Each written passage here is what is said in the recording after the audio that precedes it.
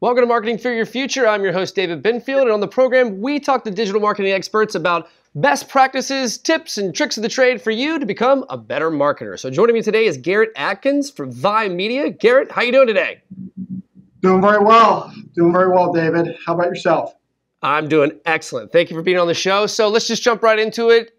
Talk to me about VIE Media. What do you guys do?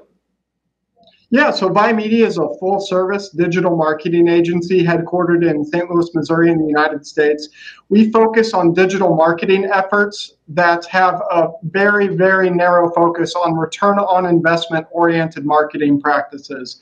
So namely search engine optimization, otherwise known as SEO, Google pay-per-click and other media buying aspects of the digital marketing ecosystem, paid social ads, and then as a byproduct of these return on investment oriented services, we inevitably have to execute on jobs like a website, branding, logo design, because of course we run into clientele and prospects that may not be ready to engage in return on investment oriented marketing services. Whenever we first run into them, they may need to get their brand prettied up and brought to the 21st century, or get their website load speed down, or what have you.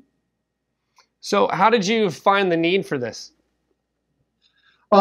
Back in 2000, and I started VIE Media in 2016, but back in 2013, 2014, I was in the mortgage industry, and this was before personal branding was a normal practice, before everyone knew who Gary Vaynerchuk was and all that jazz. Back then, I was in the mortgage industry, and I noticed that a lot of top producing real estate and mortgage professionals were kind of in a limbo between traditional advertising and figuring out what digital advertising was, because it wasn't as mainstream as it is now today in 2021. So whenever I had realized that as a mortgage professional or a real estate professional, building out a personal brand, including a website, Facebook page, Instagram, back then Twitter, not so much now, those were really important aspects and could really help you differentiate yourself from a very oversaturated industry that is real estate and mortgage. And then after I did it successfully for top producing mortgage and real estate professionals in the St. Louis area, I started doing it for top producing mortgage companies in the St. Louis area. And then as a byproduct of that, we learned how to market for other types of industries and companies. And so we kind of spread to being able to service companies in all sorts of shapes and sizes. So talk to me, let's do a little bit of educational bit, right? So for the young marketer out there just getting into the gig, what's your best piece of advice for them? A young marketer just getting into the game. Don't try to do everything all at once. When I started VIE Media back on October 11th of 2016, I at first tried to learn everything myself before I had hired a team, of course. And even if you have a team, I will say probably the best thing you can do is pick a niche and pick a service or two that you yourself can master.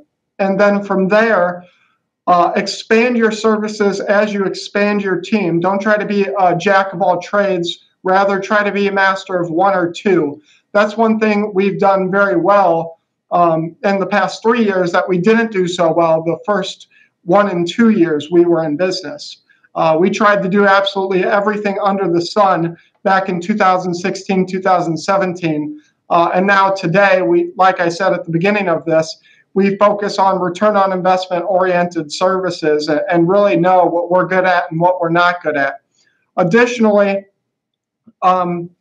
I know you don't want to, I know to all you marketers out there that are just getting started or haven't started yet, you don't want to have to say no to a bunch of deals, but it's better to say no to a service you don't have mastered than it is to try to learn this new service, or than it is to usually outsource. Outsourcing can be a great thing, but it can also be something that hurts your reputation and hurts your company, because if you outsource to someone and you don't know if they're reputable or not, that directly reflects your relationship with the client or prospect that you outsource their work. So that's probably the one best tidbit for someone starting off.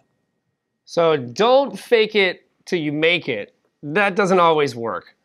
It can easily be called out. No, it does not. Well, Garrett, thank you so much for being on the show. That's all the time we have for today. If you'd like to learn more about VIE Media, head to dailyadbrief.com. I'm David Binfield. That's going to do it for us today. Until next time.